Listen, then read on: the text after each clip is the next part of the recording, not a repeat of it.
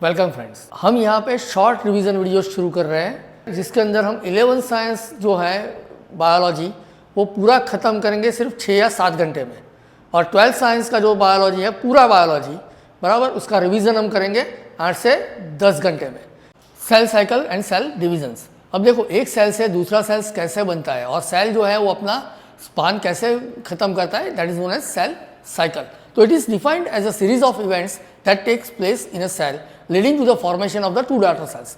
माने एक सेल से दो सेल्स बनने की जो प्रक्रिया है वो जो पूरी प्रक्रिया है उसको हम बोलते हैं सेल साइकिल।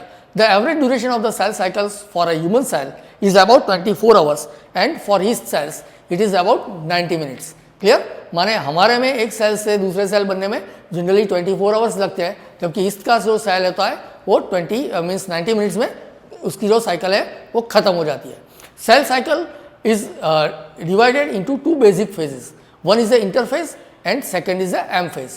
Interphase जो है that is interphase involves a series of changes that prepares the cell for the divisions. माने दो सेल डिवीजन के बीच का जो पार्ट है that is known as आपका इंटरफेस, जहाँ पे सेल जो है वो डिवाइड होने के लिए तैयार होता है।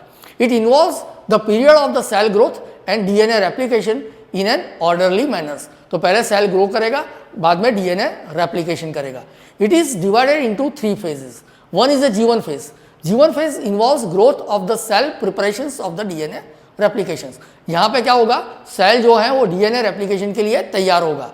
S phase it involves the DNA replications. इसको हम सिंथेसाइज फेज भी कहते हैं कि जहाँ पे जो आपका डीएनए है वो रेप्लिकेट होगा, माने एक में से 2 बनेगा। The amount of DNA double but the chromosome number remains the same. ये बहुत इंपॉर्टेंट है। इसका जो वॉल्यूम है वो बढ़ेगा, नंबर जो है क्रोमोसोम के वो सिर्फ इतने के इतने रहेंगे। Now the G2 phase. G2 phase involves the protein synthesis and further growth of cells which prepares it for the division. Clear? तो यहाँ पे अब साइटोप्लाज्म बढ़ रहा है और साइटोप्लाज्म क्या करेगा, बढ़ने के बाद उसको डिवाइड करने के लिए तैयार करेगा। G0 phase और you can say quiescence phase. It is the stage when the metabolically active cell remains question. देखो, ये जो सेल है वो अब डिवाइड नहीं होगा, वो पड़ा रहेगा, बट जब ज़रूरत होगी तो वो G0 से वापस G1 फेज में जा सकता है। Now what is the significant of the cell division? Cell division का ज़रूरत क्या है? तो it is the mean of the asexual reproductions in a unicellular organisms. देखो, यूनिसेल्युलर ऑर्गेनिज्म है, वहाँ पे ग्रोथ जो है या तो सेल डिवीजन है वो ही उसका रिप्रोडक्शन है। Clear? It is essential for the growth of a single cell zygote into a whole new multicellular organisms. हम में जो zygote formation होता है वहाँ से पूरा बॉडी बनने के लिए भी सेल डिवीजन की ज़रूरत पड़ेगी। It helps in the repair of the injuries and worn out tissues. Clear? माने हमारे जो टिश्यूज़ और जो सेल्स हैं उसको रिपेयर करने के लिए भी हमें इसकी ज़रूरत पड़ती है। It replaces dead cells of the body and thus is essential for the growth of organism. ये क्या करेगा, आपका जो डेड सेल्स है उसको रिप्लेस भी करेगा एंड वो क्या करेगा, ग्रोथ के लिए ये जो प्रोसेस है वो बहुत ही इंपॉर्टेंट है। In sexual reproductions meiosis occurs. अब देखो, माइटोसिस एंड मियोसिस दो डिफरेंट चीज़ है। माइटोसिस में हमने देखा था, हमने देखेंगे कि जो माइटोसिस है उसमें आपका जो क्रोमोसोम नंबर है वो सेम रहेगा, जबकि मियोसिस के अंदर आपका जो क्रोमोसोम्स के नंबर हैं वो आधे हो जाएंगे। तो दिस टाइप ये जो आधा वाला जो है वो कब देखने को मिलेगा आपको, zygote formation means gamete formation में। तो this type of the cell divisions not only results in the production of gametes but also bring the new combinations of the genes thus resulting in a variations among a populations. और इसकी वजह से क्या होगा, दो आधे आधे chromosome number वाले मिलेंगे तो क्या होगा, एक वेरिएशंस बनाएंगे and this also leads to the evolution of species. Now mitosis जो है, it is process of the cell divisions where the chromosomes replicates and get equally distributed into two daughter cells. Hence it is also called equational divisions. यहाँ पे जो एक जैसे ही दो cell बनते हैं इसलिए इसको इक्वेशनल डिवीजन कहते हैं, जहाँ पे क्रोमोसोम नंबर सेम रहेंगे। The process of mitosis keeps the chromosome number equal in a daughter as well as parent cells. Mitosis usually takes place in a somatic cells. हमारे बॉडी में दो तरह के हैं, एक है जर्मिनेटिव सेल्स और दूसरा है सोमेटिक सेल्स। जर्मिनेटिव सेल्स जो है वो आपके रिप्रोडक्शन में काम लगेंगे और माइटोसिस मीन्स जो सोमेटिक सेल्स है वो आपकी मेटाबॉलिक एक्टिविटीज़ करते हैं। तो जनरली माइटोसिस जो है वो आपको सोमेटिक सेल्स में देखने को मिलेंगे। Mitosis involves 4 stages. One is a prophase. Prophase में क्या होता है? It involves initiations and condensations of the chromosomes. वो क्रोमोसोम्स जो है उसको कंडेंस करेंगे। Nucleus and nuclear membranes disappear.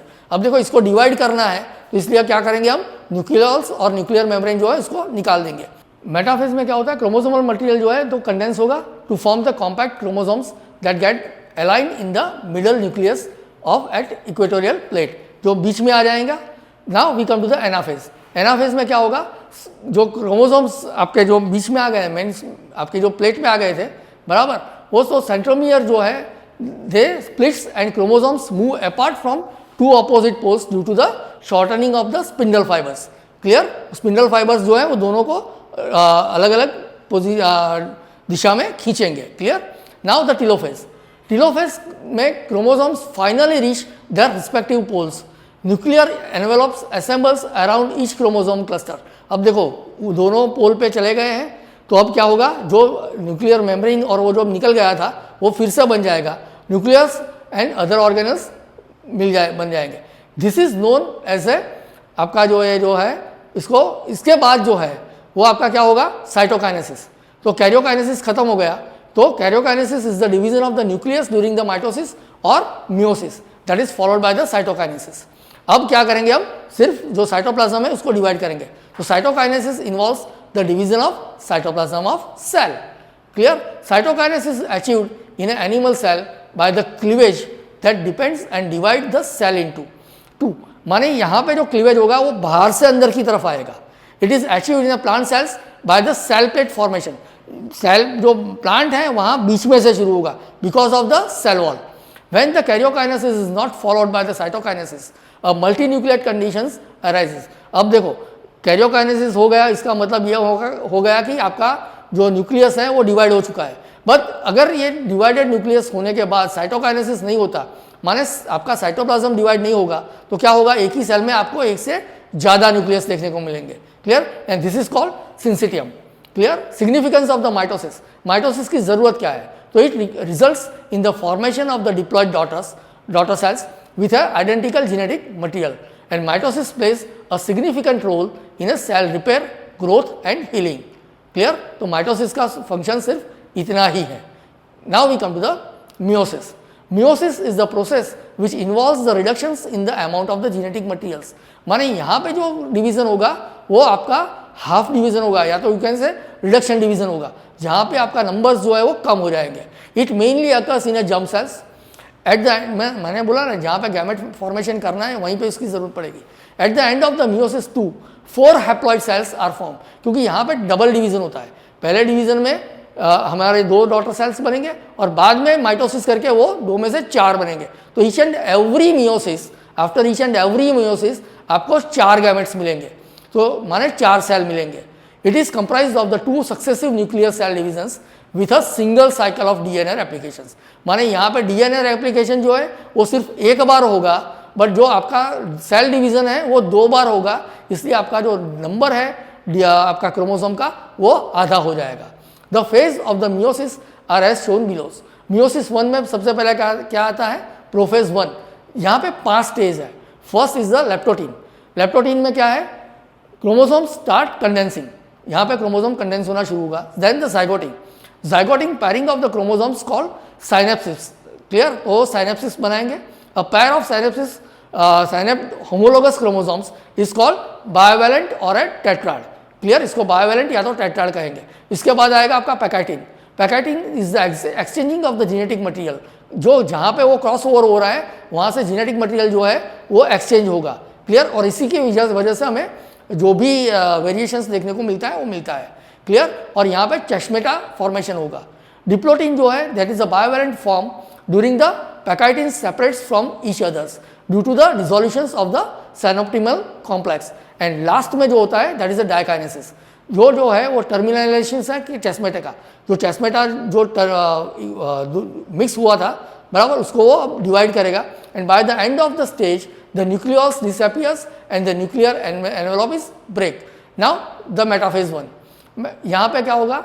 ये जो टेट्राड बना था आपका, they align along the metaphase. उसके मेटाफेज में पहले माइटोसिस में देखा था ऐसे ही, वो मेटाफेज में आ जाएगा।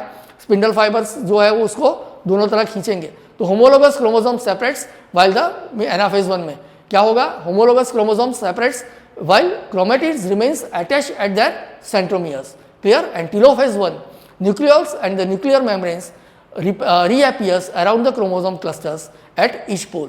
And interkinesis. Interkinesis is nothing but it is the stage between the two meiotic divisions. दो meiotic division के बीच का जो आपका स्टेज है उसको हम बोलते हैं इंटरकाइनेसिस। नाउ मियोसिस 2, देखो मियोसिस 2 है वो जनरली कैसा होता है, आपका जो माइटोसिस है उसके जैसा ही।